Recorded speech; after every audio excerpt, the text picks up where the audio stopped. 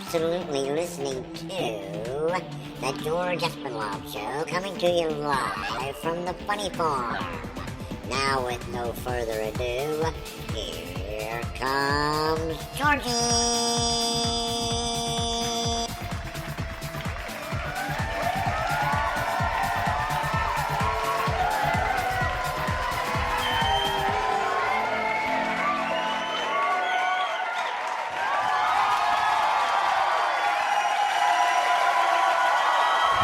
Thank you.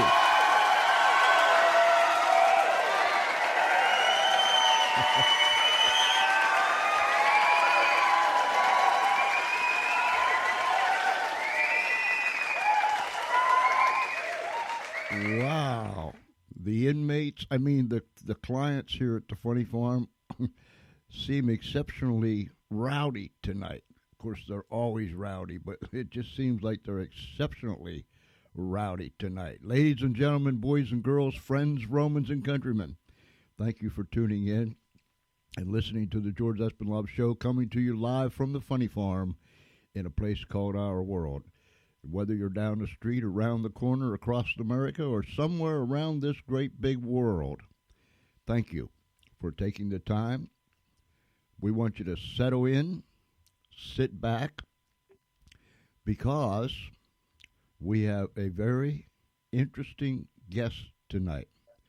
Last night we had our, Murphy's Law. If something can go wrong, it will go wrong. Well, most of you know that Murphy visited us last night and took out the internet service. Some kind of glitch hit us. Murphy hit us. But so far, all day long, things have been up and running smoothly. We'll keep our fingers crossed. Say a little prayer that this thing will hold stable, and we won't crash and burn tonight. Rob Roselli out of New Jersey is with us tonight, and he will get you, I believe, sitting right on the edge of your chair. I tell you initially to sit back and relax, but as this thing goes on, I think you'll be scooching to the front of your chair or seat or couch or whatever device you're sitting on. Speaking of devices, get on those devices, reach out to the men and women, boys and girls, all your friends, your family, acquaintances. Reach out and tell them that the George Espenlaub Show is on, and they don't want to miss this tonight. Mr. Rob Roselli is with us out of New Jersey. Civil engineer, author, and other things. And you will soon find out what that is all about. Send us your email, georgece@comcast.net, georgece@comcast.net, and we will answer each and every one of them just as we always do. Visit our blog site, theespenblog.com. That's theespenblog.com. Go to our show page, The George Espenlaub Show on Facebook. Check out our live streams that we do. There are numerous live streams there from here, there, and everywhere. Some very, very interesting and great guests we've had on since October, since we've started our live streaming show also. So the George Espenlaub Show at Facebook.com, and check out those live videos.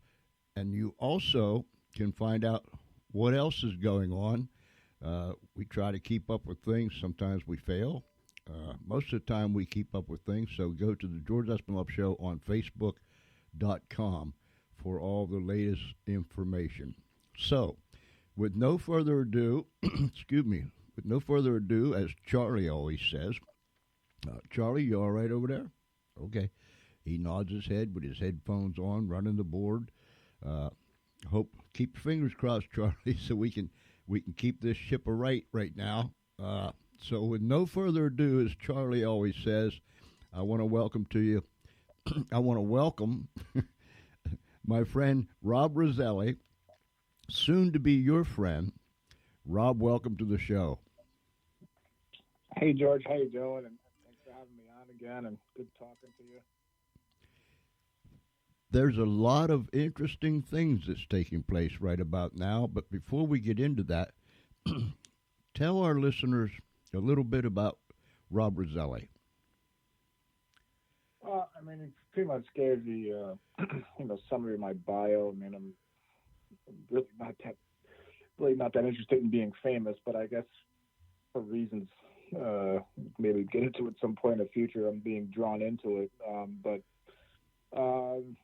And that's really exciting. I have a website, boxofsunglasses.com, and I don't know where these conversations go, but everything I say is fully substantiated and corroborated. And let me say this, if people go on the website, which I'm making a couple alterations to it now as we speak, so hopefully it'll be up within the next day or so. But anyway, my books are available on there. And so let me say this, and let me be very emphatic. I'm not advocating any kind of violence. I don't have any links to any right-wing militia groups. I'm not none of that. I'm not an anarchist or anything, because a lot of, quote, conspiracy kooks like myself, I mean, that's what we're associated with. And let me say this, in these times of just outright insanity, as the United States is essentially devolving into an insane asylum, as I'm sure we'll get into tonight. And as anybody that's just near cognizant or a modicum of intelligence can see that this country is going virtually insane, and you can see it in our leaders, our so-called leaders, and I don't think that's an accident.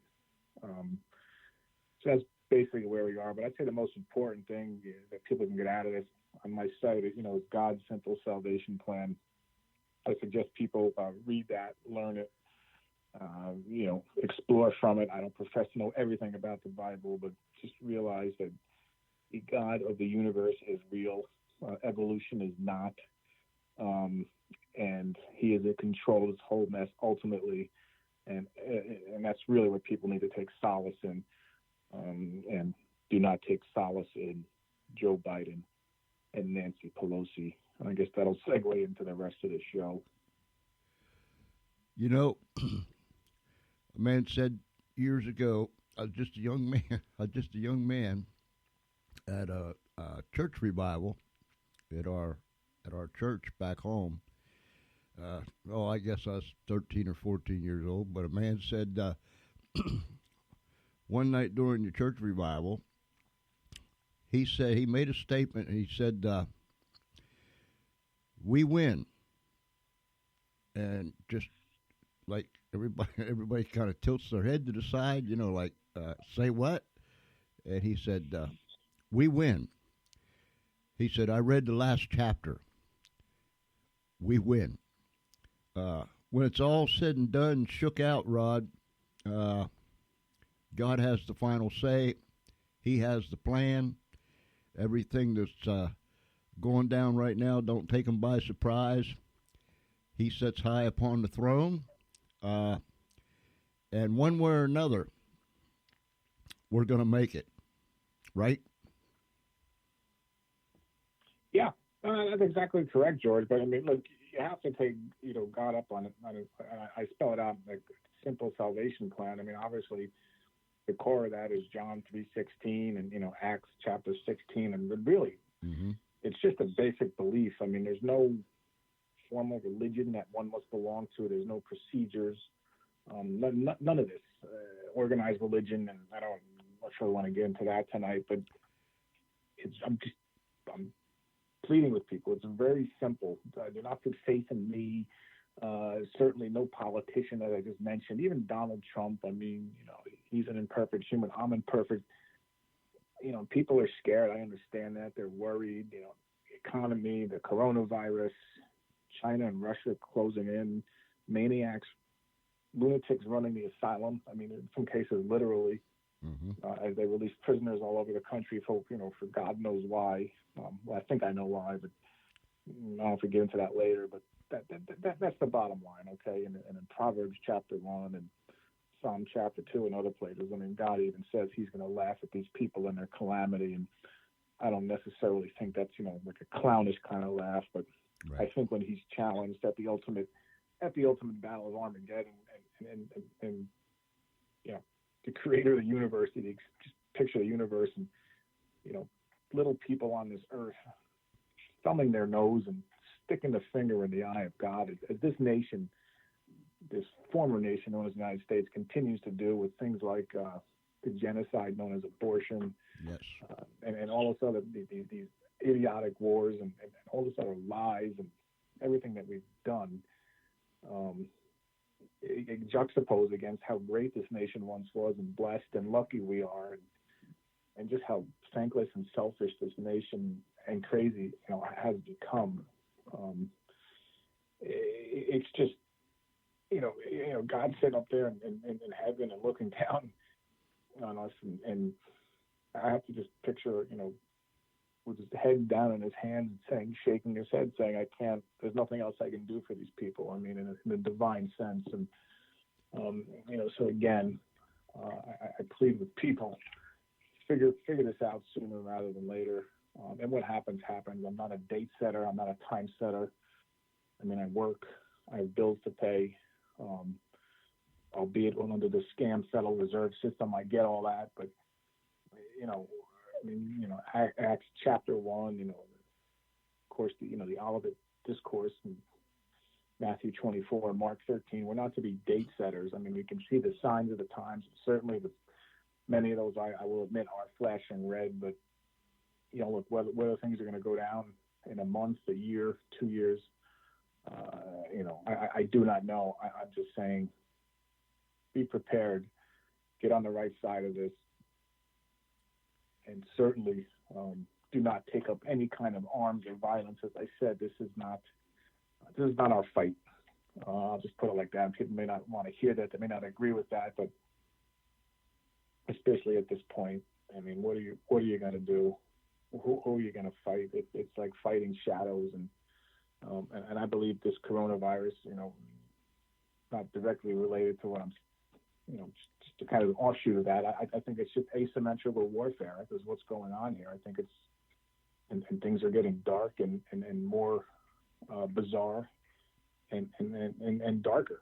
I mean, figuratively and soon literally, if that's another story. But that's just where we are. I can logically come to no other conclusion.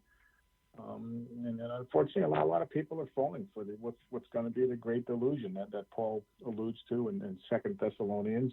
Mm-hmm. I think a lot of people are going to fall for it. And I'm already starting to see signs of it. I think I mentioned at the top of the show Pelosi and Biden, for example, who represent the face of the quote conspiracy. I mean, they represent their overlords. I mean, remember Schumer warning Trump not to take on the intelligence agencies. Okay. What he really meant by that was the shadow government, and even Fox News has to admit there's a, quote, deep state. Yes. It's much deeper than they will admit. I mean, I call it the un-American genocidal complex. But anyway, I mean, people like Biden and Pelosi are the sellouts. They're the face of it. And if you watch them, they're literally cracking up, George. I mean, I watched Pelosi last night for around 2 minutes, giving a speech about Obamacare, and that Botox-faced bimbo to get on there and just lie the way she does, and she even knows she's lying, and she continues to do it in front of 200-300 million people about how great Obamacare is and it's one of the pillars of the United States government, Social Security, Medicare, Medicaid.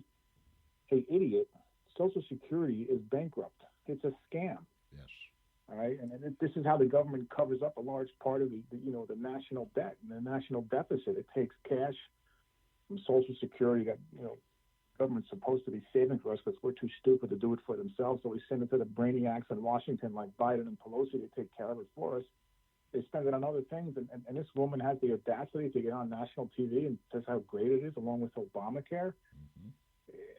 Mm-hmm. George, again, I'm a logical person, and I find it logically impossible to believe that people are this stupid by themselves to follow these people and listen to these people. And then you got Biden, who's obviously just senile. Let's just face it. I mean, you watch the clips of him, and he literally doesn't know what state he's in or what day he is, and it's just pathetic to watch. And these news people fawning over him like he's some kind of hero, while at the same time bashing the very brilliant Donald Trump. I mean, agree or disagree, I mean, the man's got something like 160 IQ or something like that.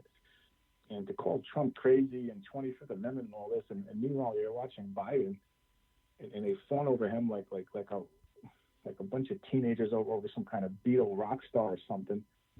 It is absolutely pathetic. And again, I'm going to say the same thing. It's just logically impossible for me to believe that people can be this stupid. So in other words, the God promises the great delusion of Second Thessalonians. He mentions in First Thessalonians chapter 5. Those that are drunk at night. And it's spiritual darkness is what he's talking about. And those that are asleep are asleep at night, and be children of the day, and all this sort of thing. And it's just where we are. Again, I'm not a super religious person. I mean, I've gotten here with science and logic. I don't have dreams. I'm not a fortune teller. I don't have stories about, recovering from cancer and some of this other nonsense like the prophets of God. And I say prophets with an F. I don't have any of those stories. I mean, I have events and I put together. I don't really care to get into those right now, but it's not really important. But it's just where we are. And then let me just say this. I'll conclude with this, and then I'll shut up. But even the name of my website, boxofsunglasses.com, is named after my favorite movie that really explains this. And that's got to be John Carpenter's They Live. And I'll give John Carpenter kudos. I mean, I don't know who he is, but as a producer, as far as I'm concerned, and not just They Live, but some of his other movies, he nails it as far as being biblically accurate, much more than some of these, these buffoons that, pass themselves off as, biblical experts or prophecy scholars or whatever they call themselves. And I'll just, if you watch that movie, if you know that movie and contrast it over what's going on in this nation today, it's, it's thematically, it's exactly correct. I'm not saying there's lizard people walking around, ripping their faces off and, that sort of thing. But I'm talking in a figurative sense, that he nails it. And that's my website is, based off of that. And of course the Bible, first and foremost, but anyway, I guess that's kind of the panoramic of what I see going on right now. Rob, years ago, you were on the show a couple times, and I have followed you since then.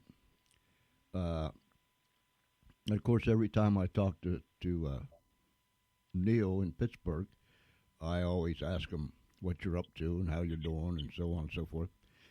But I have always found that you have been a very honest man and a very direct man. After Rob Roselli speaks, I don't think there's any question of what he just said. Some people talk and somebody will nudge somebody in the ribs and say, "What did that man say?" That's not the case with Rob Roselli. And I've always admired that about you. I know that, in fact, I just wrote an article here last week entitled Too Far-Fetched about this other stuff or things that's going on. And I mentioned some things along those lines. But I've always admired the fact that you have always said it's not about you, and so on and so forth. And tonight you already said it once or twice. People shouldn't get violent. Like you said, who are they going to fight? Unless it's with each other. I've always admired those things about you, and people in my article, I wrote that when you say things that aren't in the narrative or in the script, you are labeled as a conspiracy nut job.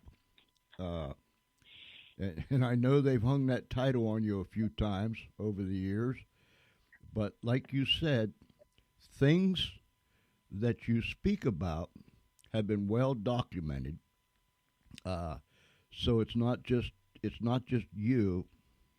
If people go to that website again, what is it, Rob? It's boxofsunglasses.com. And it's all one word, and it's named in honor of the box of sunglasses that Roddy Piper finds in John Carpenter's They Live. By the way, which he found in a very small Christian church run by a old blind preacher. So it's a very profound statement that John Carpenter's making in that movie. But anyway, boxofsunglasses.com. yes. That's where you can and go read all about it. I always say you can read all about it. Go there and read all about it.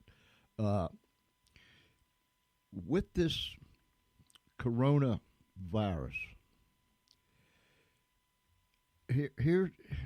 this, and I'm being honest, this is what I can't get my head wrapped around, Rob. When I look at the numbers, and no, I don't want to see anybody die. I don't want to see anybody get sick. And the people that have been infected and have died, or the people that are infected and are sick, it's serious. It's serious. It's serious to them. It's serious to their family. It's serious to all of us. But here's what I'm trying to say.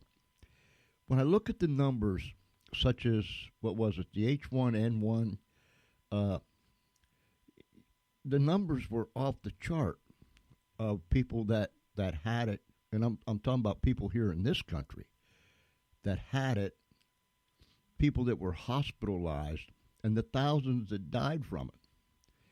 And then when you look at the people that have been hospitalized and died from the flu season in this period of time, nothing was shut down. The media didn't go nuts. And then when I look at the numbers with this coronavirus, and you correct me if I'm wrong, I just can't get my head wrapped around it. Do you know what I'm saying, or am I just a babbling idiot? No, I do. I mean, look, there's two. It's like opposite ends of the spectrum, with the news stories. And I'm not talking about the hack news, the crap that it passes off as news on the so-called mainstream media. But even on websites that I frequent and I use this for my information, it's all over the map. I mean, some people, this is the next coming bubonic plague. I mean, Los Angeles is throwing in a towel, and millions are going to die, and doctors all over the country are dying, and New York City is going to lock down for 6 months. And on the other side, there's people that just basically mirror what you just said. That it's not that it's not to be taken seriously, but in contrast against these other outbreaks and the quote normal flu, it's not that bad.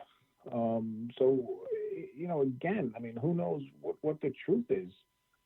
And I'm not going to sit here and profess to be any kind of microbiologist or anything like that, but I will say this.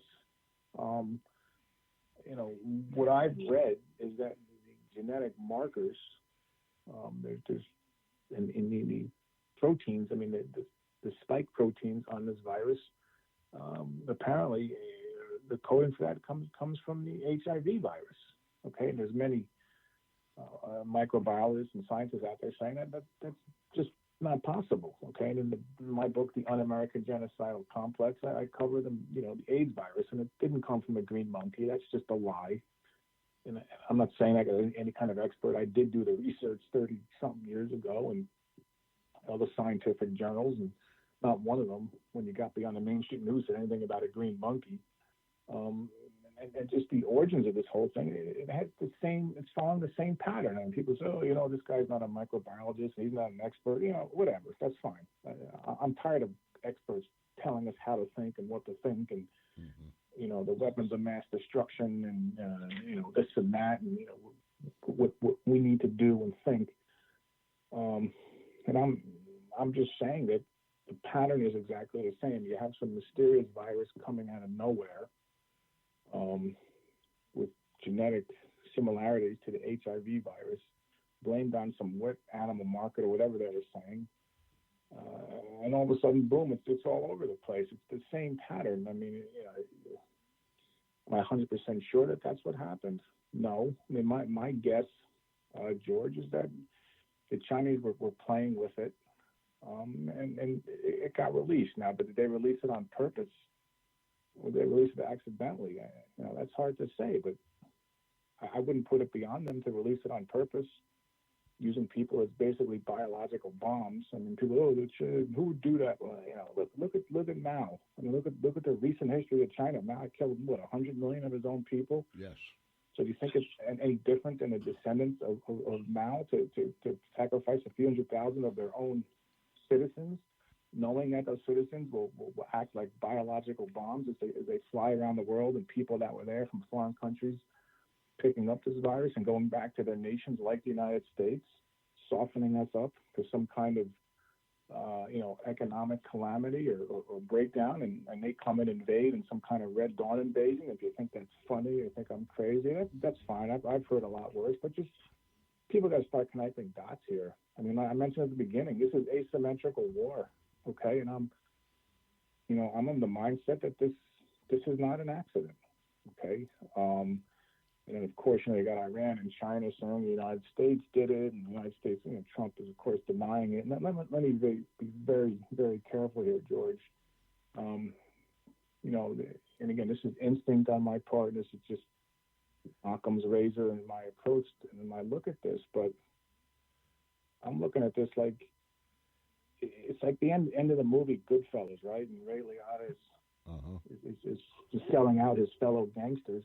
I mean, everybody's pointing fingers at each other as to who really started this, and I'm saying that the un-American genocidal complex that gave us the AIDS virus, and I'm not talking about the United States. I'm talking about the group that really runs the world, the group of Satanists, and I mean that literally. If you read Luke 4 and Matthew 4, but anyway, gave the technology to China. I mean, we've seen that. I mean, there was a recent arrest. I mean, there was a scientist up at Harvard University in the last couple of months that, of course, got zero news coverage. You got to dig for this story. I mean, a chemistry and a professor of biological chemistry or something like that. Somebody way smarter than me was arrested for basically trading secrets with China, with the Chinese intelligence. I mean, he was arrested. And there was a case. I mean, I listened to Savage, and he's really one of the few people I can tolerate these days as far as news. And apparently there was a case that's similar, up in Canada. 4 Chinese exchange students were arrested at some university up in Saskatchewan. I forget the name. And they were going back and forth between this, high-level microbiological research laboratory at, this university in Canada and the Wuhan lab. Yes. And they were arrested. You're not hearing about this stuff. So the Chinese got the technology from us, and people say, we are a conspiracy group. Well, look at Hillary Clinton. Look what she did with the Uranium One deal. She sold 20% of the United States uranium to the Russians. Bill Clinton and Al Gore, when they were in the White House. I mean, you had all these, I forget the details of it, right? You had the mysterious bags of cash and these Buddhist monks coming in and out of the White House and, disappearing. And, where did North Korea get its ballistic missile technology? I mean, they can't even, they're too dumb to even feed their own population. Now, all of a sudden, they got ballistic missile technology. Right. Where'd they get it from? The Chinese. Where did the Chinese get it from? They got it from us, or from our shadow government, what the Fox News calls the deep state. All of a sudden, now it's not conspiracy theory anymore. Now there is, people understand there really is a shadow government that runs the nation, or at least did until Trump came along. So this is evil, okay? And again, and I'll say this, George. And I said this on my website. The Satan of the Bible, he's not some comic book clown.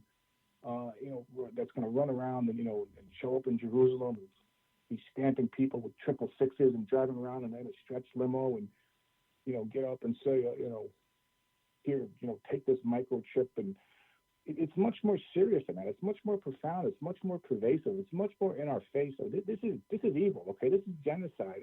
I don't call it the un-American genocidal complex for my health or to be funny. This is serious stuff, and I really, and I hope I'm wrong. I really do, and I don't want to get rich off this. I really don't. I don't want to know what I know, George. But it's just, again, for whatever reason, I'm here, and people are listening, hopefully, and figuring this out. But this is serious stuff, and Donald Trump. But I'm not trying to deify the man, okay? And I guess we're going a little bit long here, but again, I'm not saying he's perfect or he's great. And actually, before he was running for president, watching his show a little bit, was it The Apprentice? I thought he was kind of a pompous ass personally, but the more I see him, and the more he deals with these people and puts up with it and this nonsense that he deals with every day, the more I got to take my hat off to the guy. And I hope for his sake he had his Damascus Road moment, just like the apostle, just like Paul, right. In Acts chapter 9.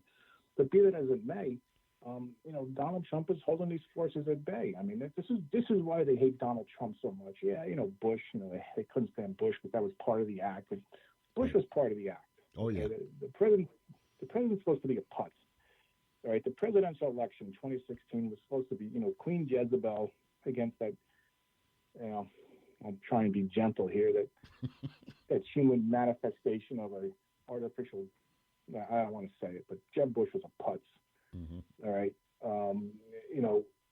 and that's what it was supposed to be. It's supposed to be, and Donald Trump is like a bull in a New World Order China shop. He busted the whole thing open. This is why you're seeing the level of vitriol aimed at Donald Trump. Okay, because he's not supposed to take the presidency seriously. He's not supposed to be trying to help the American people. The president's supposed to be a jerk off and a paper pusher and not do anything, or just be some kind of salesman like Obama, that multi-named sweet birthplace scam known as Obama. That's a whole other story. But anyway, you're just not supposed to be serious. And the last president that tried to take on the intelligence agencies, remember Schumer mentioned that, warned Trump not to take on the intelligence agencies.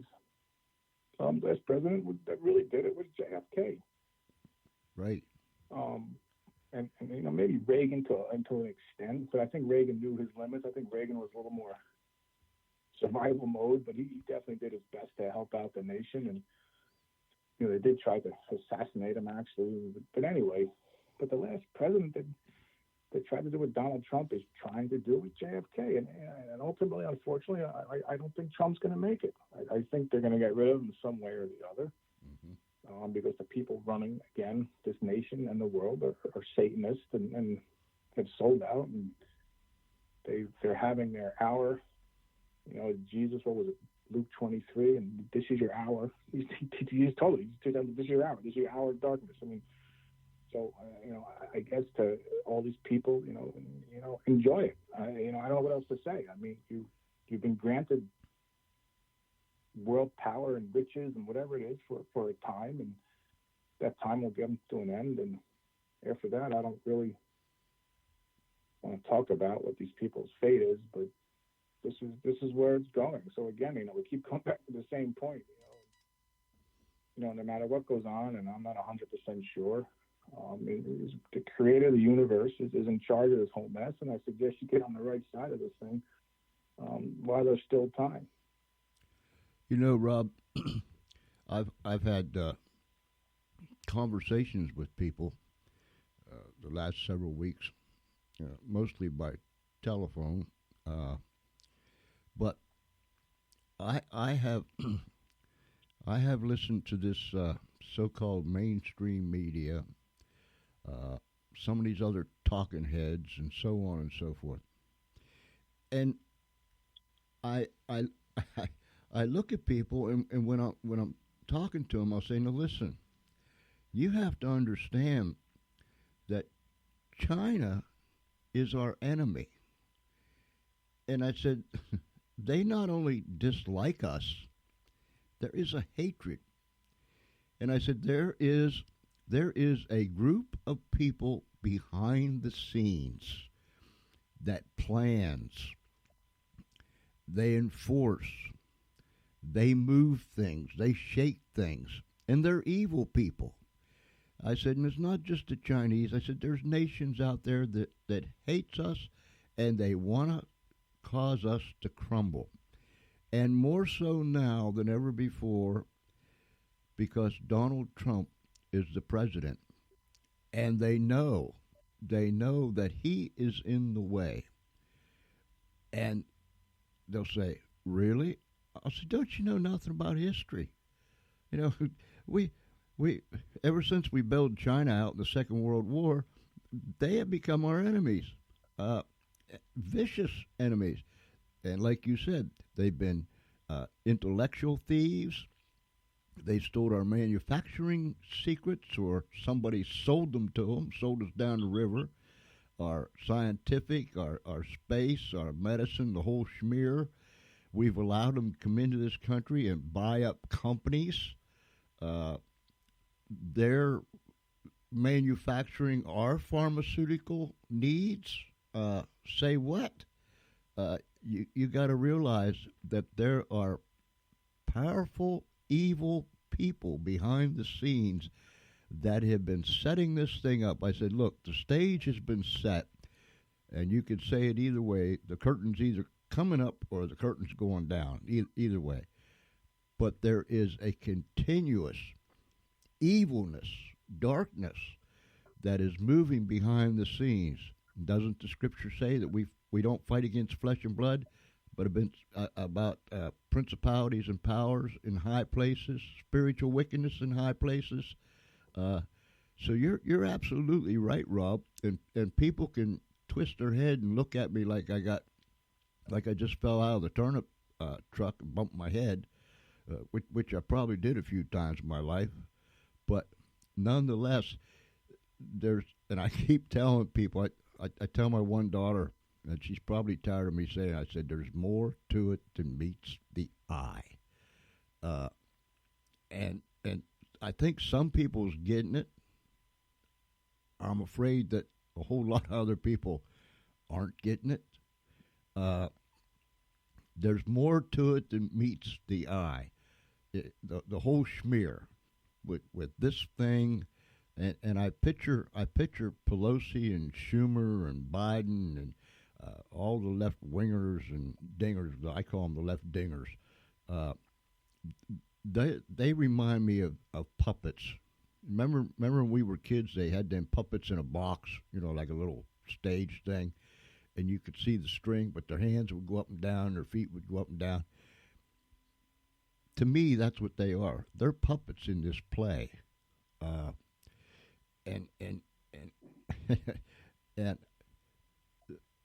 I believe that God put Donald Trump where he is as someone that'll stand in the gap and make up the hedge, and I believe that. When people go ahead. No, I didn't mean to cut you. I was just gonna. As far as Donald Trump, I mean, again, I'm not trying to deify the man, but my feeling is on him is that he, remember in Revelation 13, it talks about a deadly head wound. Dragon is a deadly head wound that will be healed. Yes. Again, none of this is literal. Okay, I'm not talking about running around with swords and chopping people's heads off. I know there's idiots out there that'll misinterpret what I'm saying, but it's a figurative, a head wound. It's a political head wound. If you read Isaiah chapter 7 and then read what the head really represents, the head of the beast, it's a political head wound. So I believe that Donald Trump, by surviving as long as he has, he is driving these people crazy. And I read about that, and I posted on my website, the book of Job, chapter 12, as to why I think these people really are this stupid and panicked and whatever. We can get into that, in the future. But getting back to Donald Trump, I believe he's going to be a large part responsible for this deadly head wound. I mean, he's exposing these people, the so-called deep state, or whatever you want to call it. This is why they're trying desperately, any way they can to get rid of him. Mm-hmm. Joe Biden, I mean, come on, the guy's half in the bag. He's shot. I mean, they're not being Bernie Sanders. Bernie Sanders' problem is he's way too honest. They know he can't win an election, so they're trying to sneak this living corpse, this weekend at Biden's, this corpse known as Joe Biden. Right. They're trying to sneak him past the American electorate, so they can come in and get rid of him with the 25th Amendment and put Hillary in, or I believe the image known as Obama has got a lot to do with this, but that's a subject for another day. But anyway, But as we're speaking, it's a deadly political wound. I mean, people are waking up to see that what a scam this whole thing is that we've been talking about for the past almost hour. I mean, a lot of people are waking up to this fact, and I would agree that God put him in. He's not, again, Donald Trump's not perfect. I mean, look, if you can take Paul, who wrote most of the New Testament, I mean, Paul was a thug. He was a murderer. He was a hired thug with a Pharisee. I mean, he couldn't get any worse. Right. And he did a complete 180. He had a Damascus Road moment, and whatnot. So God can take anybody, and turn them around and use them for his purposes. And I tend to agree with that. Again, I'm not trying to deify the man, but this is your window. This is your opportunity, because when they get rid of Trump, and they ultimately will, because that deadly head wound, it recovers. If you read Revelation 13, it recovers. So, something's going to happen, and the system, the one world system, is going to come in very quickly and go out very quickly. Okay, and again, it's not going to be some silly. Again, it's not silliness. It's not this nonsense with two witnesses and running around Jerusalem and throwing fire bombs at people and this other nonsense. It's not. We can spend hours talking about Revelation, but anyway, I think in the big picture, I think that's what's going on, and this is all part of it. I mean, this is all part of it, and like you say, I mean, I think we're all, to an extent, I think we're all, but let's call us, fans at a football game or something, and there's two teams out there, and right now they're fighting. They've been fighting since time eternal. I mean, this is what it boils down to. It's just. Again, I'll make just that analogy. Just hope you're voting. Hope you're on the right team. Hope you're voting for the right team, because if you're voting for Pelosi and Biden and the criminal overlords and the shadow government that's running the world, you're going to have a lot more than me and you to answer to.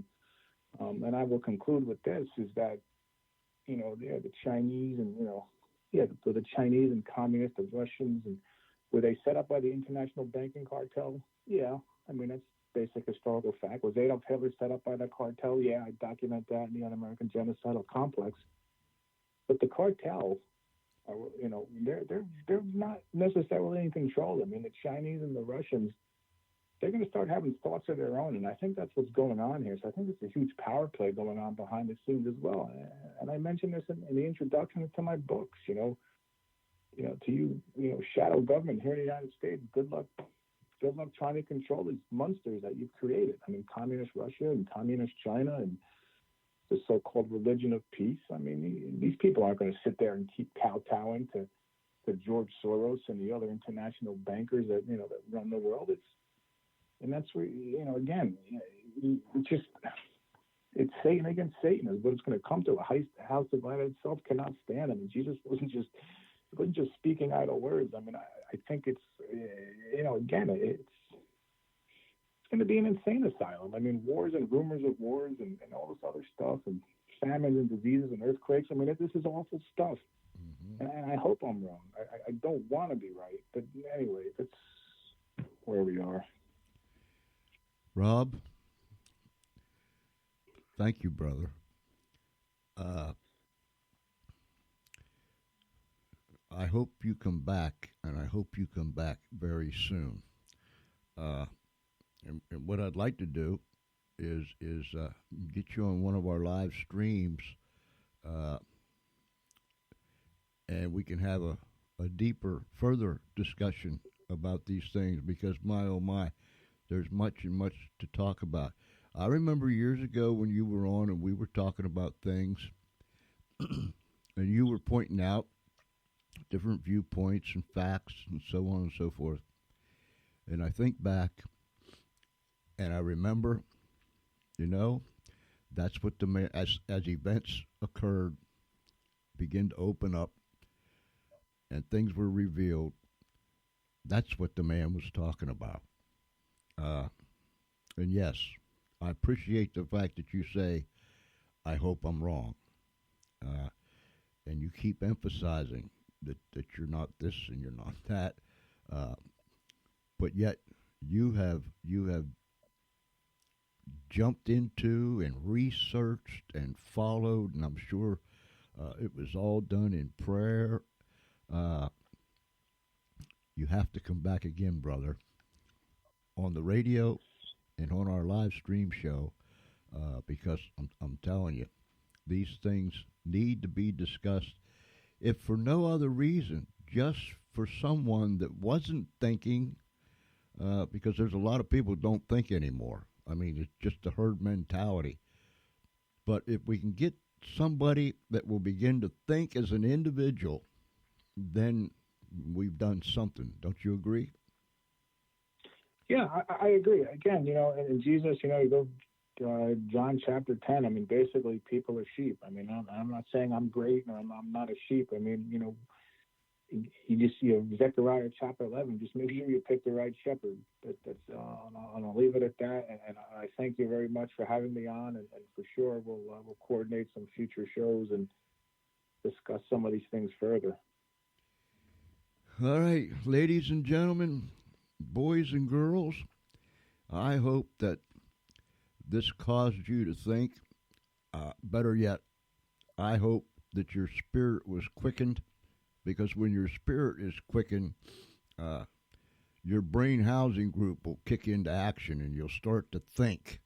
And God only knows, we need some people that'll sit down and think and see and hear clearly, because these are truly perilous times, tumultuous times, but somehow, some way, like Rob has said several times, make sure you're on the right side, because we will come out a winner. Thank you, Rob. I appreciate it so very, very much.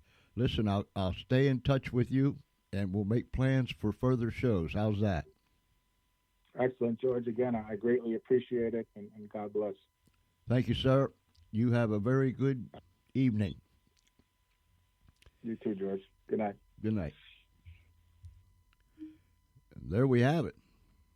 Friends, Romans, and countrymen. Something that startled you? I hope so.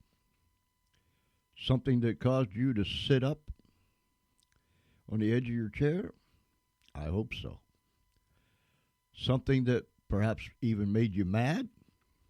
I hope so.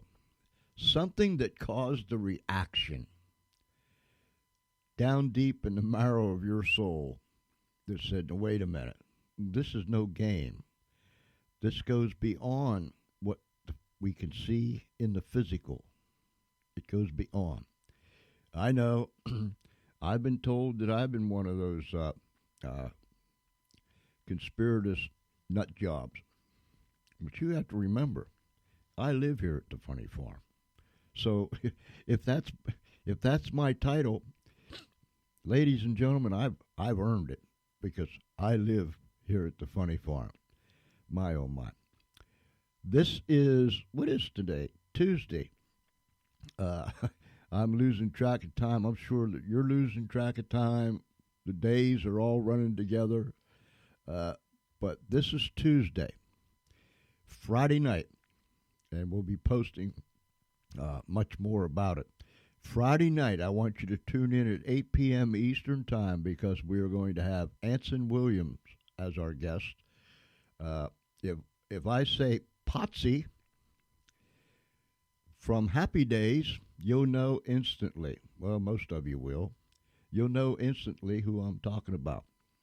Potsy will be on with us on Friday night, live, right here from the Funny Farm in a place called Our World. My, oh, my. So pass the word. And in the meantime, we'll be doing a couple live stream shows here at Most Ricky Tick.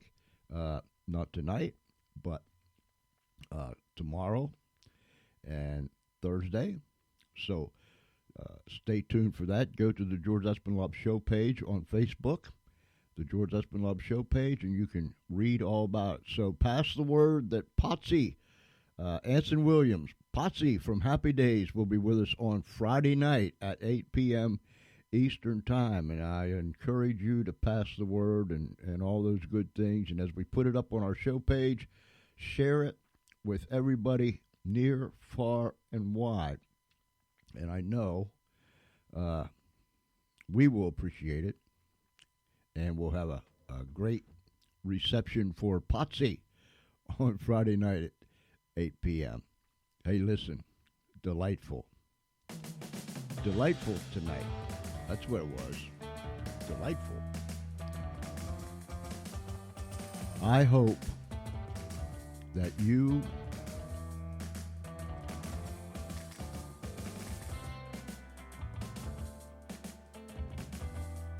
let me see if I can get this thing figured out here. Okay, I got it. I think I got it. Oh my. It's hard to tell. You know Espenlaub can blow something up. But anyhow, I hope that you heard everything that I said. I saw a little light flash on here that I'm not familiar with, and I see it now, Charlie. Okay. My oh my. I hope you did that right, Charlie. I know you did. I'm not so sure that I did. But anyhow, getting back on subject. Thanks to our guest, Rob Roselli. Listen, tell people that they can come back and listen to the episode all over again. You can listen to any episode that we have done. It's all in the archives. Just get it, listen to it.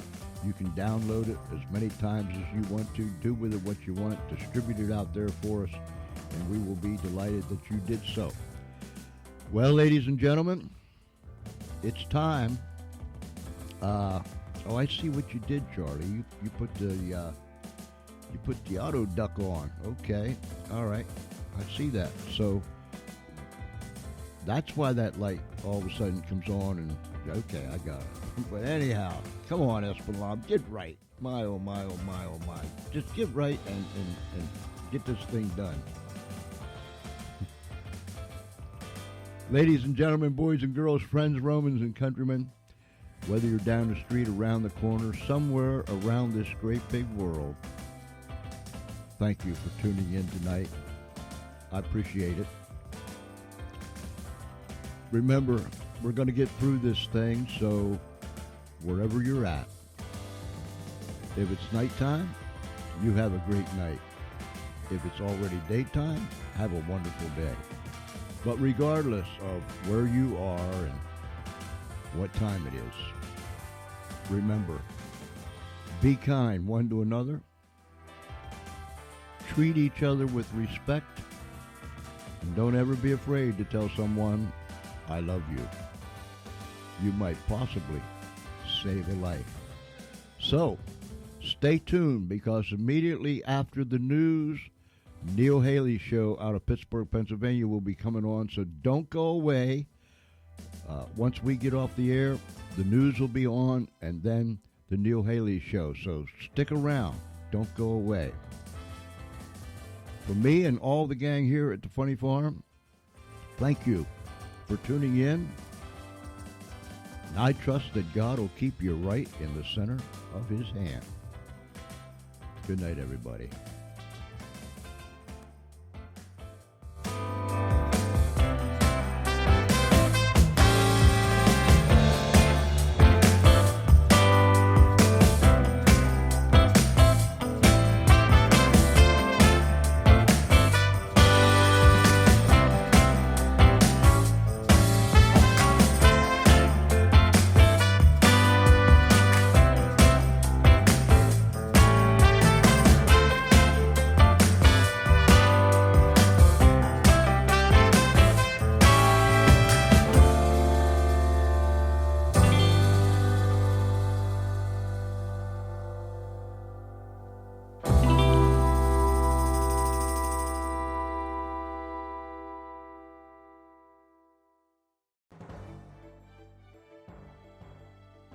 For American Family News, I'm Chris Woodward. President Trump remains optimistic the country will recover from the coronavirus, despite over 50,000 cases and at least 600 fatalities in the U.S. from the disease. Fox's John Decker reports from the White House. Even as the number of confirmed coronavirus cases in the country accelerates, President Trump in a Fox News virtual town hall saying he wants the U.S. economy to, in his words, open back up by Easter Sunday. You can destroy a country this way by closing it down, where it literally goes from being the most prosperous. Governors of several states, including Louisiana, New York, and California, have ordered residents to stay home to try to slow the spread of the disease. In addition, hotels and airlines have dramatically curtailed their business, laying off tens of thousands of workers in the process. The Dow Jones Industrial Average surged to its best day since 1933 as Congress and the White House neared a deal Tuesday to inject nearly $2 trillion of aid into an economy ravaged by the coronavirus. The Dow burst 11.4% higher, while the S&P 500 index jumped 9.4% as a wave of buying around the world interrupted what has been a brutal month of nearly nonstop selling. Despite the gains, investors were far from saying markets have hit bottom. Rallies nearly as big as this have punctuated the last few weeks, and none lasted more than a day. Instagram is helping to make browsing your feed in quarantine more social. Fox's Kristen Goodwin explains.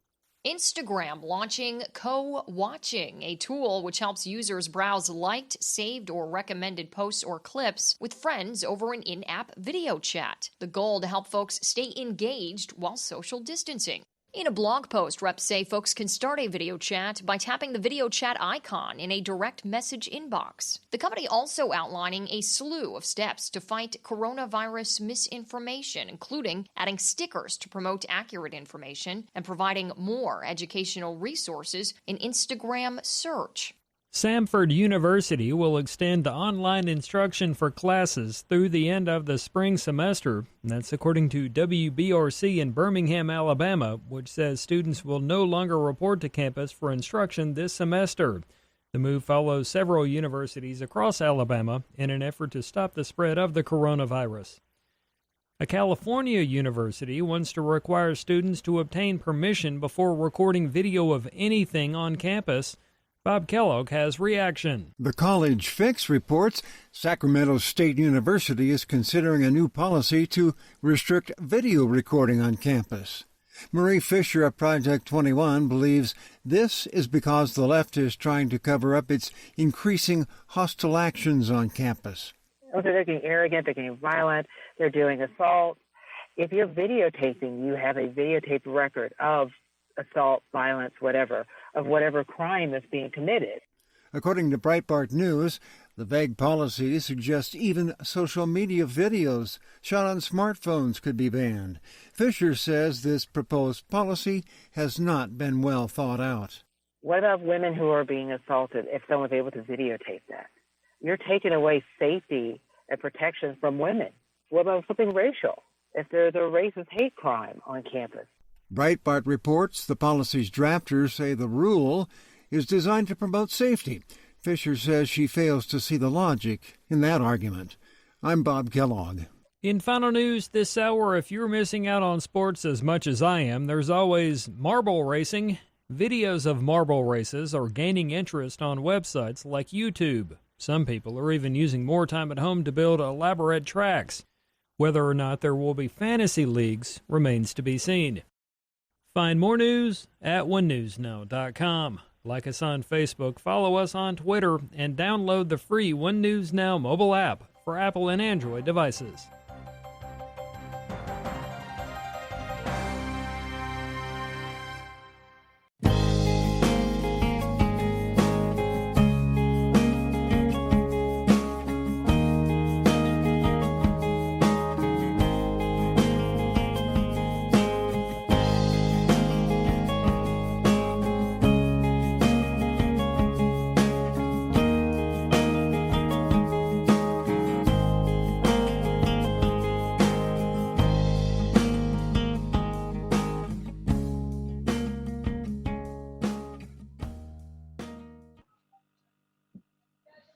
Hi, everyone, and welcome to the Neil Haley Show's Dr. Christopher Hall Show. And I'm excited to welcome to the program Dr. Hall. Dr. Hall, how are you? Are you surviving this craziness? Well, definitely. I'm definitely doing all the right things, the precautions, and so I'm very excited to be here today. I'm very excited about our guest today. Okay, go ahead and introduce her, Dr. Hall. Oh, well, no problem. Well, it's my pleasure to introduce one of the stars from the Tyler Perry's hit show, The Have and Have Nots. A young lady who actually is a veteran actress and a ballet dancer. And I'd like to introduce Miss Jacqueline Beetham. Welcome to the show, Jacqueline. Thank you so much. Hey, Jacqueline. So how are you? This is kind of the question I have to ask every time now. How are you doing with this coronavirus? What's going on with you? I'm doing great. I'm super healthy. My family's healthy. We're all just trying to stay strong right now. The first few days were really easy. It almost felt like a little stay in vacation where we just like ate and drank and slept a lot. But now it's like, okay, we're a week into this. So I'm actually going to do a free ballet class on Sunday on my Instagram Live for everyone that's at home, just to try to connect with people and get people moving. Because I think now that we're a week into this quarantine, everyone's starting to get a little stir crazy.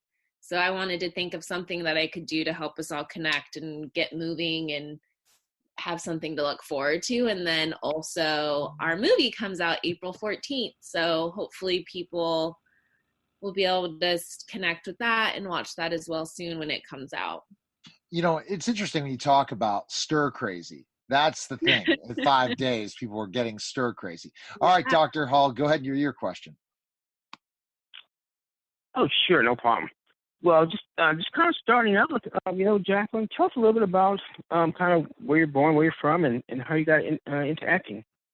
For sure. I was born in Long Beach, California, so I'm a California native. All right. Yeah, actually, my sister modeled and acted when she was younger, and so I was offered to do auditions, and I took headshots and did all that kind of stuff when I was like 4 years old, but I was so shy, and I would never go into the rooms, and I couldn't do it. And so my mom just never let me or pushed me into it because I was just such a shy little girl. I started to dance, and that really helped me open up my shell and come out of my shell. And then when I moved back into Hollywood when I was 21, I had gone to an acting class with a friend because she was so nervous and didn't want to go alone. So I just went as a supporter. I wasn't going to take. And then she didn't show up because she was so nervous. And so I'm sitting in this acting class, like, what am I doing? Oh, my gosh. Wow. And so I was going to leave because I was primarily a dancer. I was going to leave, and the acting coach was like, no, stay and take her spot. And so she gave me this really dramatic scene, and I started to cry, and I really connected with it. And afterwards, she approached me and asked me if I wanted to be an actress. And I was like, I don't know what that entails. I don't know if that's anything I would ever want to do. And she was a manager. And so she actually was my first manager, and I started acting. And that's kind of how I got into it. I had no idea this would ever be my path. and it's interesting when we think about our path, and then when we finally try something for the first time, it's really interesting, isn't it? It's kind of like, wow, oh, I like this. I want to try this more. And I thought of myself in something else. Exactly. So tell us, Jan, and like when that process, when you're saying, okay, compare dancing to acting in so many ways of how you prepare. Dancing's they're both an art form where you express emotion and you have to emote. And so the transition was hard in one way because then all of a sudden you're not using as much movement to express and you're using words. And so that was really scary for me because I am very shy when it comes to opening up with words and talking to people because I was, always taught to express through physicality. And that was my comfort zone. And so it took a lot for me to open up in that way. But I was able to connect with the emotion and the vulnerability and being able to express with all my emotions very easily because when you're in ballets, you're taking a character and you're transforming it on stage. And sometimes you do cry when you get into that, or you do, laugh, or you have these big emotions on stage. And so I had been doing that since I was a little girl. So that was a very easy transition for me. All right, Dr. Hall, next question for Jacqueline. Wow. Yeah, it's kind of interesting what she was saying because actually her character, Amanda Cryer, on the that hit show, is it seems like her life is filled with all types of ups and downs and emotions. So it's pretty interesting. So now, tell us about what time does it take actually to make it in a place like in the film industry in acting now? I mean, what does it take for? I mean, I heard it's kind of kind of tough skin. It's crazy. It was interesting because everyone would always tell me the minute you book your first job, it's going to make it so much easier. And I remember several years ago, after I had booked the Haves and Have-Nots, I still was auditioning and I still was going into rooms and I still was testing, and I still test to this day. And it doesn't really seem to get easier. It's still a lot of work and you're still having massive competition. And I remember I was having coffee with one of my friends who is a much bigger celebrity, and she is an A-lister, and she was going through the same anxieties and pressures I was. And I was like, wow, it never ends. Like, we always are all in the same boat. I think just the contracts get higher, the pressures get higher, just the more work you do. So I think that as an artist, you just have to constantly be stable in your craft, keep working, keep the discipline, keep putting all your all the benefits you need to prosper and grow as a human being. So when those pressures and those anxieties and those contracts start to come in, you're ready. And I think that's why people get stuck searching for fame or wanting things that aren't really in the craft form, and sometimes their careers burn out because they don't have that stability and they don't have that growth and they're not putting in the work. And I think that's how to keep the longevity going for your career as an artist. And that's so true. And I think that everybody in this industry, if they understand the industry, understands that you're only one step away from not having a job and have to go find another job. And so you got to go back through and go back to the drawing board and that process. And when you audition for things, is there specific roles you're looking for? Yeah, I think I actually, this year my goal is to start moving into comedy. I did a rom-com in November, and comedy's always been like my first love. And it's really hard to break into. And so that's been my goal, and that's what I've been working toward. So I think like that's primarily what I've been auditioning for recently. But I think as well, I always play like a Caucasian character, but I'm actually very ethnically diverse. And so I've been trying to audition for more roles, and I want to start writing more roles that would contribute that. I'm Samoan, Navajo, and Irish, and part Spanish, so I'm like a complete mutt. And I feel like there isn't a lot of characters that talk about people who are mixed, with especially Pacific Islander. I think there's like not a lot of content right now that talk about Pacific Islander people or what their culture is. So I feel like I want to bring that to the drawing board for future projects for sure.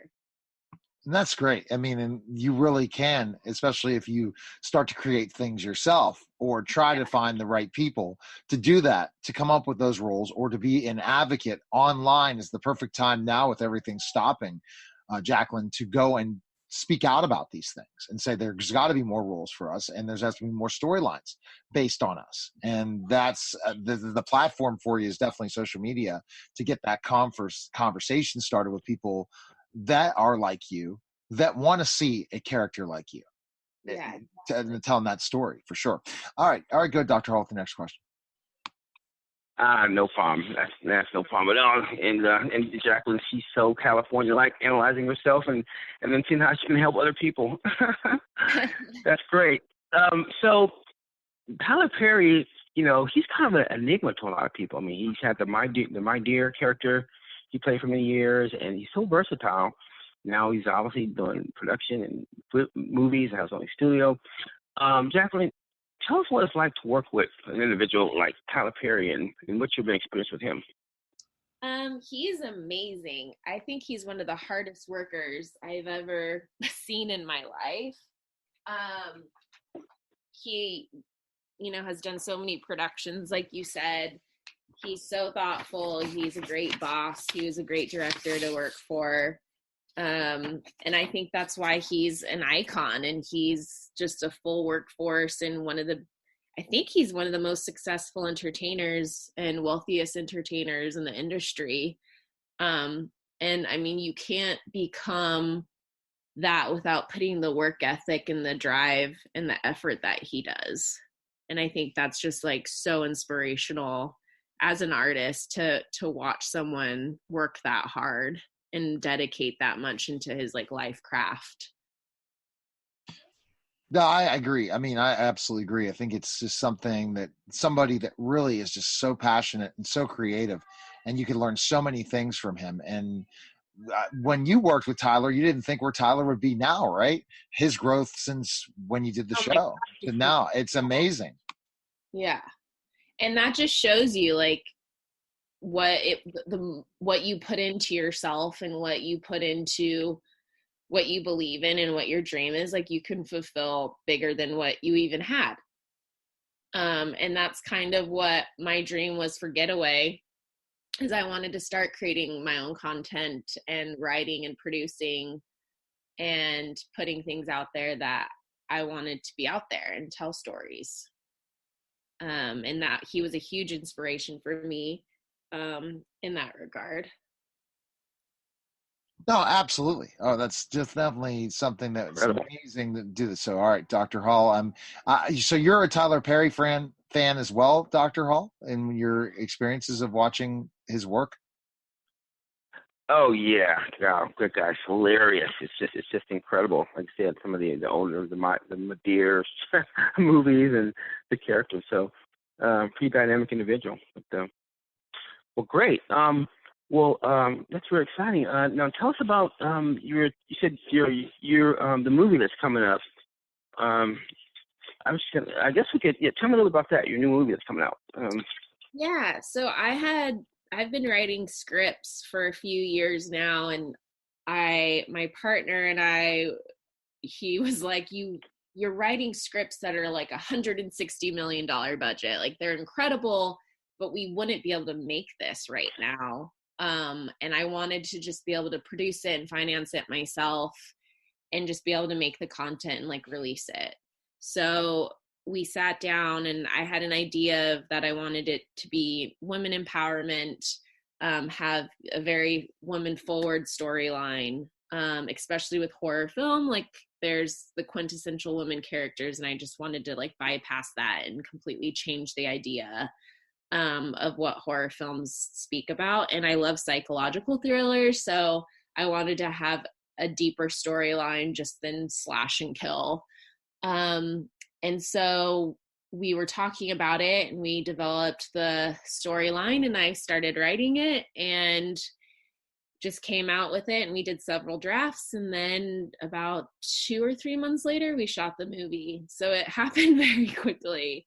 But that's all I was doing, and I dedicated all my time to it. And it was so amazing being on that side of camera, and the amount of appreciation I have now for producers and crew is just incredible. I had no idea how hard it was to make a feature. It's so much work. And as an actor, you kind of take that for granted. You just show up and then you leave after your scenes are done, and you don't see all the work that goes behind the scenes. Yeah, and that's so true. In the process of being part of something versus really being in charge, then the amount of work, and then at the end of the day saying, finally it's happened. So where can we see the film? When's the release and everything? It's releasing April 14th. It's going to be on iTunes, Google Play, Xbox. It's like there's a huge list. I should have it on me right now. I don't, but I will post it on my Instagram as time gets closer. But I know for sure iTunes, Google Play, whatever the Xbox platform is, I don't know what it's called. As you can see, I'm a huge gamer. But as I'll release the exact platforms on my Instagram as time gets closer. Okay, fabulous. Next question, Dr. Hall. Wow. Well, okay, Amanda Cryer. To ask you another question, I see where you obviously you're teaching ballet. You started ballet at a very young age, and you were in gymnastics when you were younger. Now, how long were you into gymnastics? And tell us about that. I did it till I was about 12 years old, and I started competing very heavily. And all of a sudden, I was getting injured, and I was having to do like pre-therapy, post-therapy after training, and I started doing front tucks on the balance beam, and I was getting extreme anxiety, and my coach would make me stand on the balance beam until I would do it. But with front tucks on the balance beam, it's a blind land. You can't see where you're landing. And so I just started getting all this fear, and my mom was like, you are 12 years old. This is way too much. Like, it's not bringing you the joy that it used to. We're done. And that's how I found ballet. I started doing cheerleading because that's what my sister was doing. And I was at cheerleading camp for my sister, just supporting and watching her. And I saw a dance team, and I started taking a jazz class because I fell in love with that. And my jazz teacher was like, you have to do ballet. You have the facility and, the poise for it. And started doing that, and that's where I fell into becoming a ballerina. So developing that, so you had to develop certain strengths in gymnastics that helps you in ballet. Explain that. Yeah, I was like a powerhouse. I had a six-pack when I was 12 years old, and I was so flexible because I had been doing it. My mom put me in gymnastics when I was 2 because I kept jumping off everything, and she wanted me to learn how to like fall and roll properly so I wouldn't hurt myself. So I had been doing it, since I was a baby. That's great. That's great. And what do you think of performers now that they have to take this, they can't perform, especially you're in the film industry, so that you can't shoot right now with coronavirus. But when you talk about the people who had performances, think of what you would have felt like not being able to perform. Well, everything shut down. So, even auditions, it's crazy. I think I'm hoping in the next 2 weeks, things will start to get back to like the new normal. Cause it's not going to go back right away. But I think as actors, we're used to going and stopping. So I think for us, it's a little bit, we're more used to it. I think for dancers, it's probably so grueling because of the physicality of not being able to dance every for day. sure. Mm-hmm. Especially just being stuck in home, and if you don't have a house where you can move around, and if you have a small space, like, I get it. And that's why I'm going to do this little free Instagram live on Sunday. And just, even if you have a tiny space, just get your body moving and release endorphins, because it's strange right now. I don't think any of us have ever lived in a circumstance like this. No, not at all. The three of us definitely haven't. My late father had in the Great Depression that passed away about 4 months ago, 4 or 5. Time flies so fast during something like this. But I agree with you. Dr. Hall, summarize Jacqueline. I love her energy. I love, again, how she's staying positive during these challenging times and providing her fans a platform to see her even when she's grounded. Exactly, and it's incredible. The role she plays there on the have-nots, listening to her. And the thing is, I was a gymnast myself, competed nationally all over the country in gymnastics, so I know that takes a lot of hard work, attention to detail, and discipline, and just like with ballet, it takes that. So that's opposite the character that she plays on TV. And so you can obviously see that she has a broad range of skills. She has pretty much shown us that if we follow her dreams in life and work hard, she's got a lot of good lessons for the young people so far as believing in yourself, discipline. And so I'm just very excited about her new movie, her new show that's coming out. And I'm really excited you came on the show today, Jacqueline. Thank you. Thank you so much, you guys. You're welcome. And what about projects-wise? Any other projects to promote? Tell us your Instagram again, how we can find you on Instagram, and if you have any other projects to promote right now. Yeah, so I just did a movie in November. It's called Stars Fell in Alabama. It's a rom-com. I play the antagonist, though. So that should be, I think they're in post-production right now, so I'll have more details of coming when that release date comes out. And then my Instagram is just my name, at Jacqueline Beetham, JACLYN BETHAM. Fantastic. Thanks for coming on the Dr. Christopher Hall Show, and I appreciate it. And I'm glad we finally connected, and best of luck with all of it. Okay? Awesome. Thank you, you guys. And, take care. Stay safe. Yeah. Book, Neil. Go. What would you say, Dr. Hall? Oh no, I was wondering, how can we get Jacqueline a book, or get the whole crew there? Her Oh yeah. We can definitely get Jacqueline a book. I have her cell phone, and Jacqueline, if I can text you with Dr. Hall, that'd be fantastic. He'd love to send you a copy of this book. 100%. Okay? I would love that. Okay. All right. Well, thanks, guys. Take care. You guys. I appreciate it. All right. Bye-bye. Bye-bye. Bye-bye. That was the Dr. Christopher Hall Show, everyone. Hi, everyone, and welcome to the Neil Haley Show's Freedom from Addiction segment. I'm excited to welcome to the program Reverend Wynn Henderson. Wynn, how are you? I just really am in a different mode. Again, a weekend. I did a ton of interviews, but yet ultimately at the end of the day, we are in a different time. I reflect on the amazing programs I produced this week, and I'm still like, I'm business as usual, but everyone in the world really aren't conducting their business as usual. How are you, Wynn? Yeah. Well, Neil, that's exactly right. Let me say to my listeners, it's a pleasure to have you listening to the show today. It's my sincerest desire for you to get something from it that will make your life safer, richer, and fuller. And as you know, I'm Reverend Wynn Henderson, an ordained Christian minister and a medical doctor. So I have a dual perspective to bring you content to solve problems in your life. Now, my show, Freedom from Addiction, Share Your Mission, is the longest-running, single-hosted, and produced radio, internet talk show in the country. It's been continuously running for the last 20 years. I introduce you to celebrities and non-celebrities alike who have something to say about the disease of addiction in its 30-plus different forms, and about the importance of finding your mission or purpose in life and then acting on it. So let's get into the content of the show, Neil, and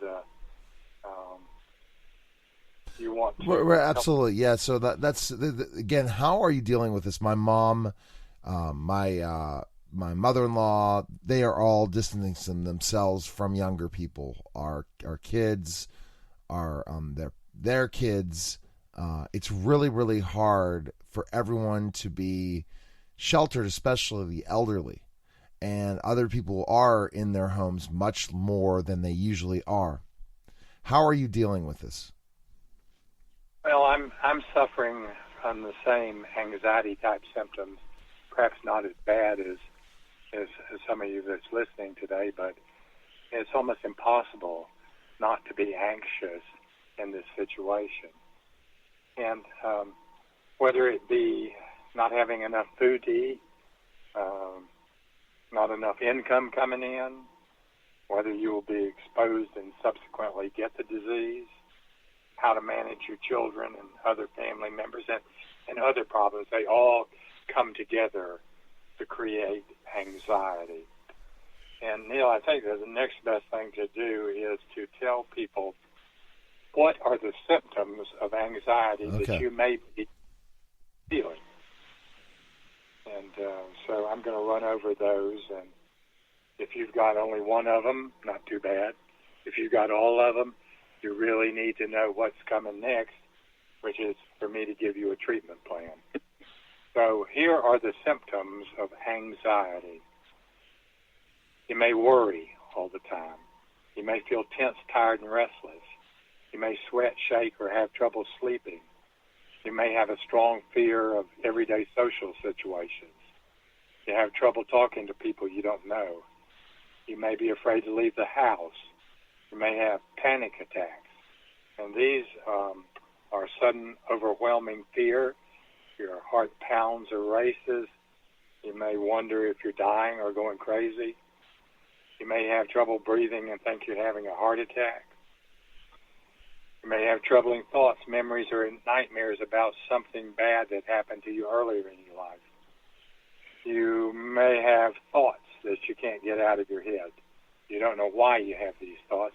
Sometimes these thoughts make you feel the need to do certain things over and over and over again just to feel okay. You may sweat, and you may tremble, shake. You've got muscle tension in your neck and head. You may choke or have a feeling of tightness in your throat. You may have dry mouth, tingling, numbness in your hands and feet, chest pressure, or chest pain, abdominal pain, pounding heart, racing pulse, shortness of breath, nausea, extreme fear of losing control, doing something embarrassing, going crazy, or dying. These are the things that if you have anxiety, you may be feeling. So if you have anxiety as it relates to the coronavirus, I'm going to tell you now how you can get rid of some of that anxiety. One of my last podcasts, and I suggest you go over there to hear the full version, was with Catherine Kerrigan. And she has a book called The Little Book of Breath Work. And she told how her book tells you 10 principles of enlightened breathing, learning 8 specific breathing exercises, which is 8 minutes to inner peace. And she tells about 16 different mudras and affirmations to uplift your mind. Catherine said it is so empowering to know you always have your breath, and you can alter the state of your mind naturally without medication through breathing exercises, 8 minutes worth. Your breath is your power, whether you realize it or not. You derive all your personal power from your breath, and you can learn how to achieve the highest states of personal enlightenment, literally relaxing your mind through your breathing. And Catherine has been doing yoga and these breath exercises for over 25 years, and she's an expert. She said, as you breathe, you release what ails you. You don't have to figure it out. You don't have to remember the story.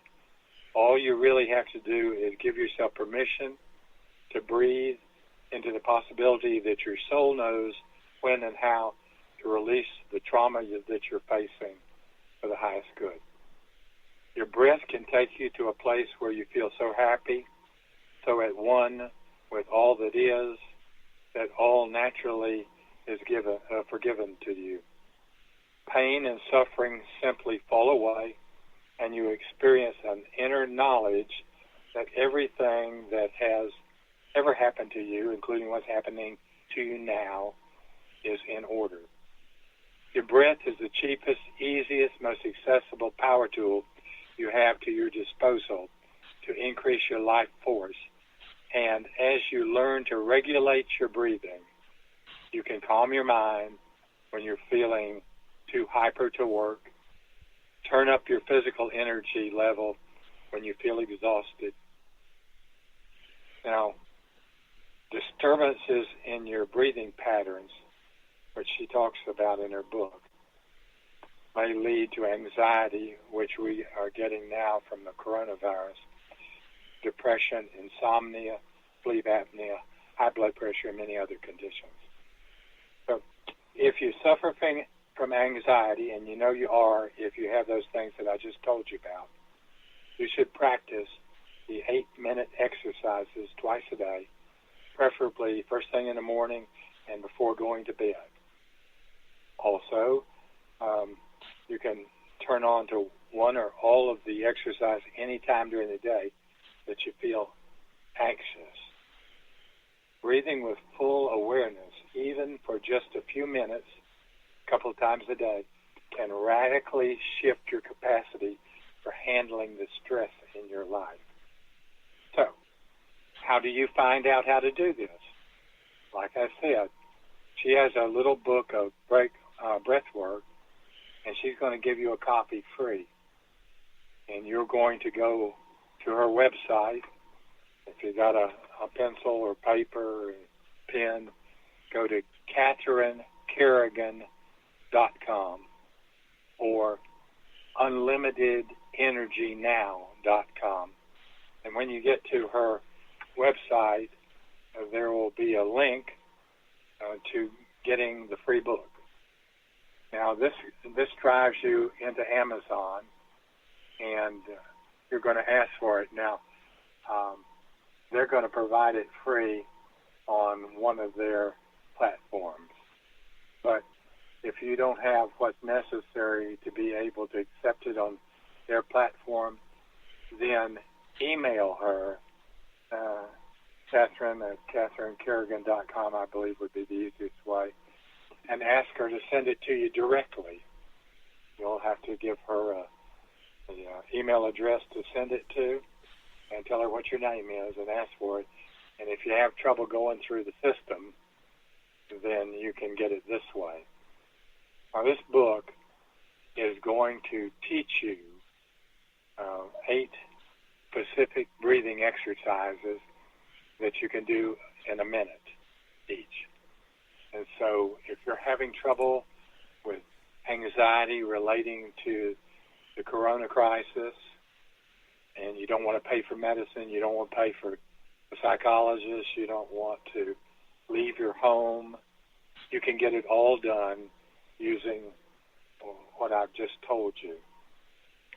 And I believe that will take care of 50% or more of your anxiety as you're trying to wait this thing out. So, Neil, did I explain it good enough? Oh, absolutely. No, you definitely explained it very well, and it's something that, people that suffer from it can utilize as a strategies, all these strategies to go through when they're going through all this anxiety and depression and everything that they're dealing with the coronavirus.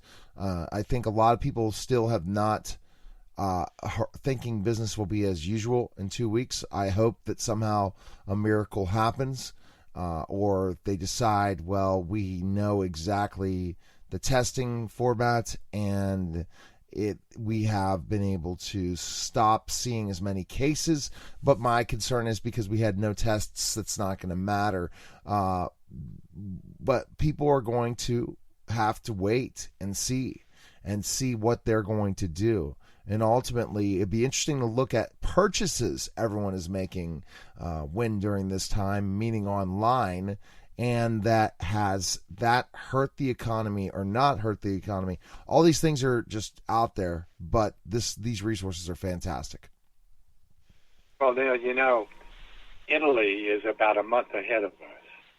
And yesterday, I believe their death rate was 400 to 500 people. And if that many people are dying around you every day, you're going to be worried and anxious. And even though it hasn't hit yet, just a little bit, we might be in Italy's situation in 2 weeks. So we're trying to give you a method, a plan that you don't have to worry about how long is it going to last, and give you something that can calm you down. And so don't forget to subscribe to my podcast so that you don't miss anything. The link to this podcast is www.freedomfromaddiction.libsyn, and you spell Libsyn, LIBSYN.com.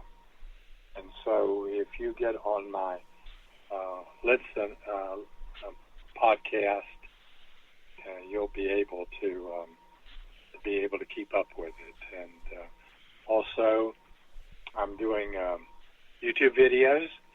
And once you get to YouTube, search for Win Henderson MD or Rev Win Henderson MD and catch the YouTube videos.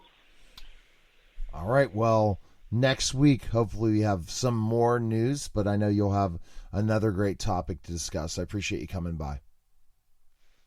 Okay. Thanks for talking this morning, Neil. All right. You're listening to the Freedom from Addiction segment here on the Neil Haley Show. We'll be back in just a moment.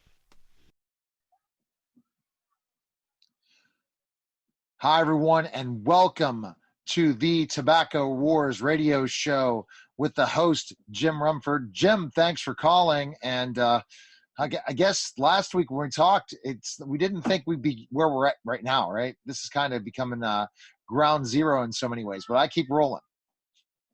Well, it caught us all off guard, and people are going home, working from home, and everything's shut down, restaurants, bars, schools, colleges. So we're in for a different ride. But we will live through this, and we will get on the other side, and everything's going to be fine.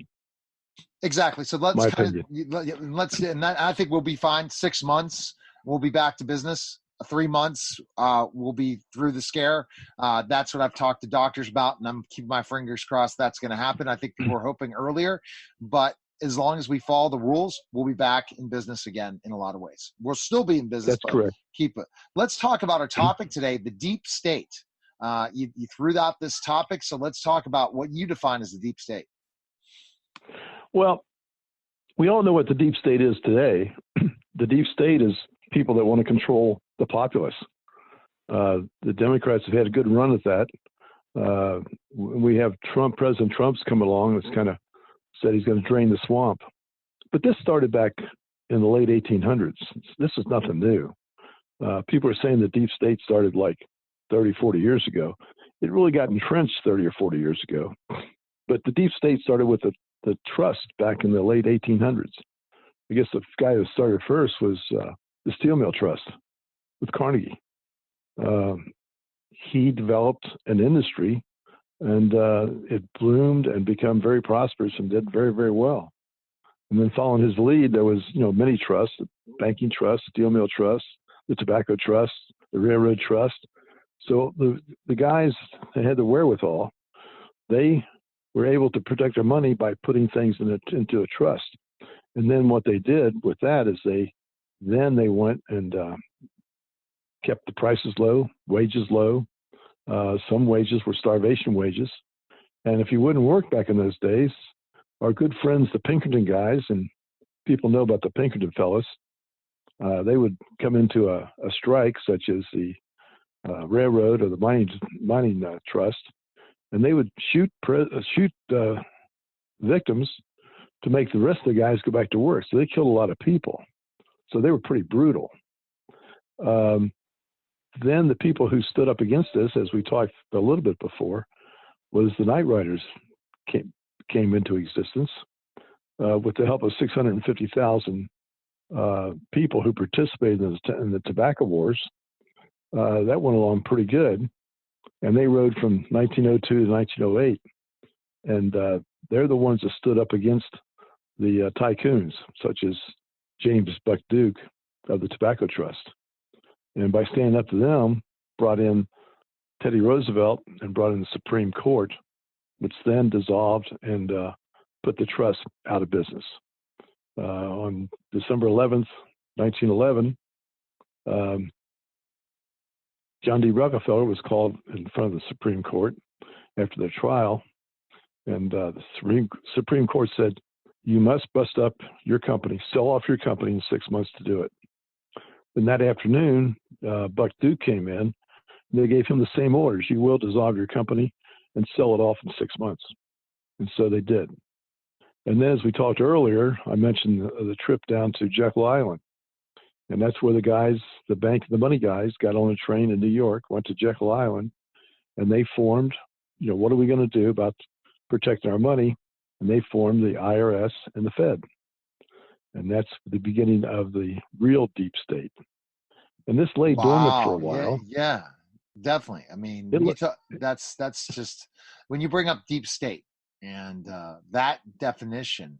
So basically, after the whole war, the money people said, well, we have to figure out a way so that we continue to prosper even through whatever happens, and that's what led to the Federal Reserve in so many ways.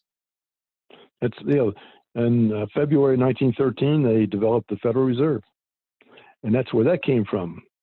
And then they worked with Congress, their friends in government. You had big government was developed by big business, and that's where they got their way. And they got the Fed involved, and they control the money. They still control the money even today.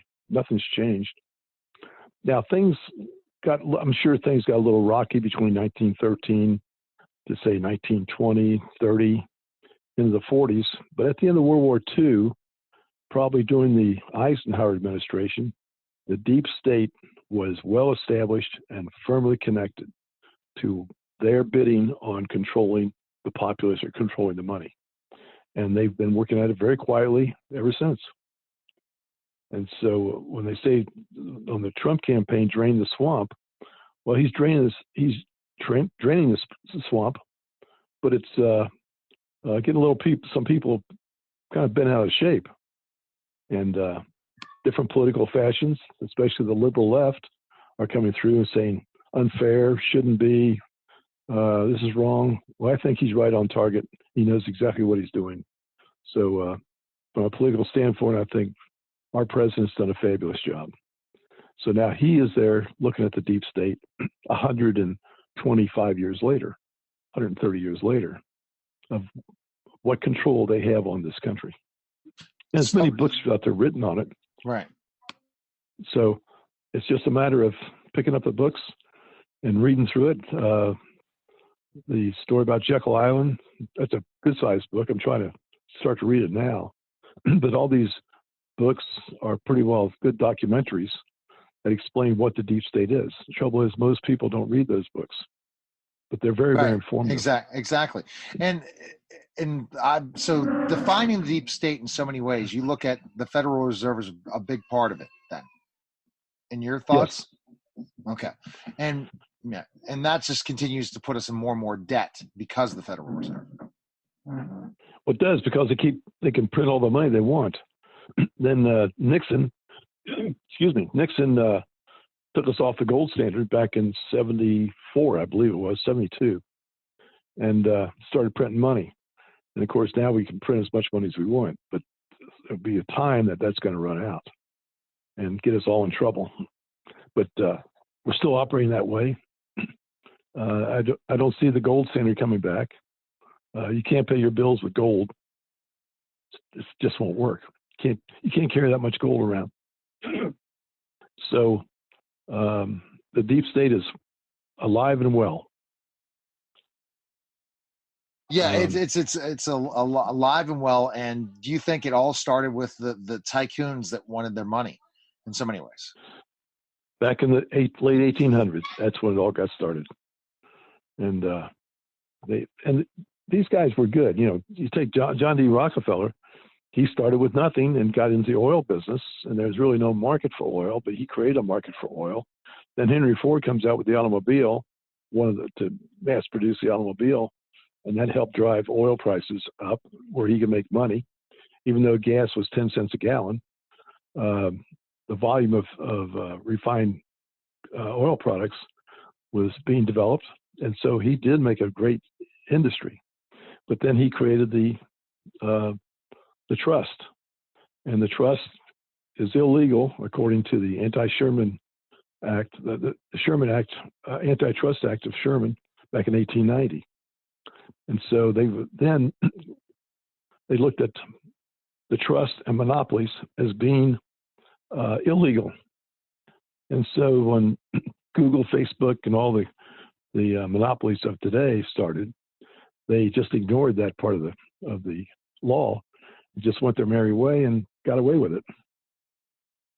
Yeah, I mean, and so I just never thought of that. So in a lot of ways, what is your take on these tycoons? the Rockefellers, Duke. I know your thoughts on Duke and Carnegie for starting the Federal Reserve. You think it's helped America or hurt America? I'm sure the answer is hurt it. I'm sure it has hurt it, but the details of it, I really can't speak fluently about that. I'd like to know more about it, but there's an awful lot of information out there that needs to be gathered. But we're not teaching things in school. History classes aren't going on like they used to. And all this information is there. If you take a look at, say, Bracken County, where the tobacco war started, that was in Bracken County is tremendous history. Then you come into Montgomery County, Ohio, with NCR, General Motors, Mead Paper, all the corporations that were here at one time. The history here in this county is phenomenal. And you go to most counties throughout the country, every county has fabulous history in it on the things that took place 100, even 200 years ago. But these history lessons should be taught. And to get all that history into a classroom, very, very difficult because there's so much there to talk about. And they don't talk about the Federal Reserve at all, even when I went to school, into that detail, because you think about the Federal Reserve controls everything, right? If we're going to print all this money because of the coronavirus. And do you feel that President Trump's bailout is a good idea for America to bail out and send these checks out if it does pass? Well, what he's doing is trying to free up money because this thing's shutting down the whole country. So you have many, many people that's going to be put out of jobs. And you're going to have many, many companies that's going to go under. So it's going to need, like we did in World War II, you're going to have a national emergency, which this is, to bring the country back after the virus cools off and goes away. Hopefully it goes away soon. But the federal government, as Alexander Hamilton said, from time to time, it's going to be necessary for the federal government to borrow money to support disasters such as what we're seeing right now. Would you say this disaster is the biggest disaster you've been in your lifetime, or could you compare this compared to World War II, or in stories and specific things? Yeah. I think this is the first time we shut everything down. There's talk out there that they will shut the whole country down, but right now I was in a power plant yesterday on the Ohio River. They have half their people working from home. But if you go out throughout the automotive industry, the refinery business, the chemical business, anyone that can work from home has been sent home to work and do their job. Now they're still employed, they're still doing fine. But then you take, say, the hotels and the restaurants and bars and what have you, those folks, their only survival is going to be unemployment. And that's what Trump is putting out there. Unemployment, a flow of money to support the people that can't support themselves right now. And then look at the schools. The schools are going into the cyber they're being shut down. And they're not shut down. And that's the other fair thing that we have this conversation. The teachers are still working, and they are sending them the work home, but they're not instructing. And hopefully they figured this out at one point in time, but they had no plan for this type of situation. So this is the weirdest part of it. So by having all the kids at home, for parents that both work, or one of them works and the other one doesn't, but works from home, the challenges that are going on in our country in the inside of staying home is something that is unbelievable as well. But I guess that's a great comparison to World War II to today, what's happening, except shutting everything down. They didn't shut everything down during World War II, did they? They did not. In World War II, my family came from Bracken County, Kentucky. A lot of the aunts and uncles would go to one of the cities and go to work and, live in the city. And many of the relatives would stay in the country, tend to the farms. And so the means of buying things then was coupons. You'd have a ration coupons. You'd have a gasoline coupon, buy tire coupon. You'd have a sugar coupon to buy sugar, to buy flour. So you had all these different coupons. And so the city folks would take their coupons they didn't need, what the farmers did need. They would swap out their coupons for their coupons. So it'd be a back and forth switch so that people could keep going throughout the war. The war effort was a massive thing. If you look back, when they were building planes at Ford up in Detroit, they were putting out a B-17 bomber every minute, if you can imagine that. I think they built 80,000 planes, and that was a big undertaking. Put out thousands and thousands of Jeeps and tanks, and all that came from bringing the people together. We have a job to do, and we sure did it. So now we're back in the same plate now because we have a virus to contain. And so what are we going to do as a nation? We're going to get together and make this thing go away. We're going to make it work. So once the American people see the need, we sure do feel it. But the American people have to stand up, unite like we did in World War II, correct? Regardless of our thought process. That's correct. And if we want this country to continue and go on, we need everybody's help. And we can't do the bickering that's been going on for years between the Democrats and the Republicans and the left and the right. That's a big, big no-no. So, but I think we'll be fine. I hope we are fine, and you need to take care of yourself for sure. That's so important. And take care of all our families, and we have to be careful out there. And shutting all this down. Last point. Do you feel that we should have shut everything down?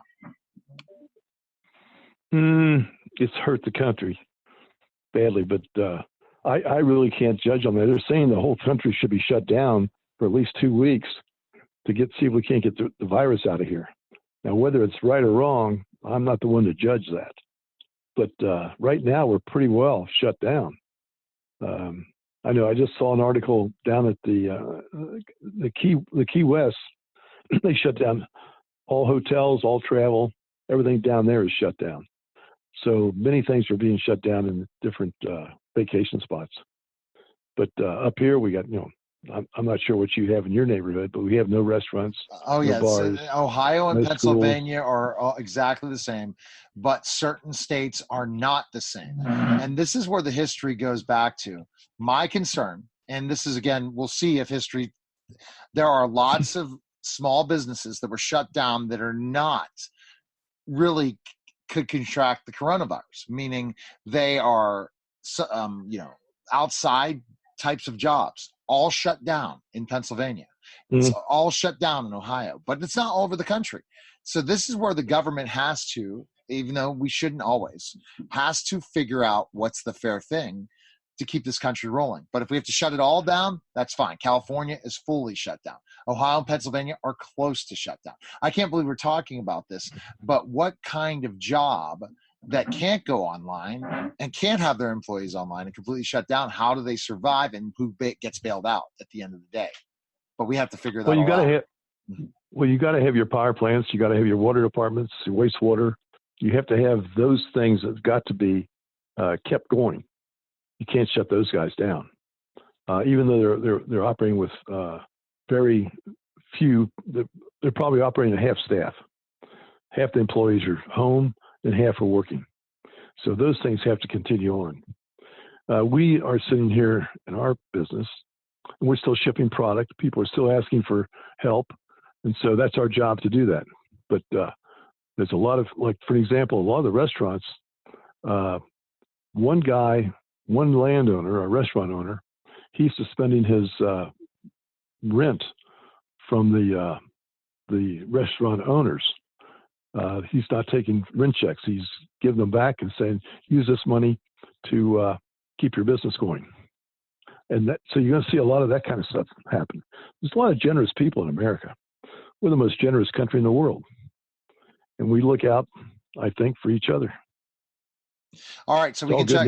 So to purchase your book now, go to thetobaccowars.com. You can check you out on all different social media as The Tobacco Wars. Jim Rumford on Twitter, and check out your Twitter account and all those different places. And I appreciate another great Tobacco Wars radio show, and we will talk soon, okay? Okay. Thank you very much, Neil. All right. All right, everyone. That was the Tobacco Wars radio show.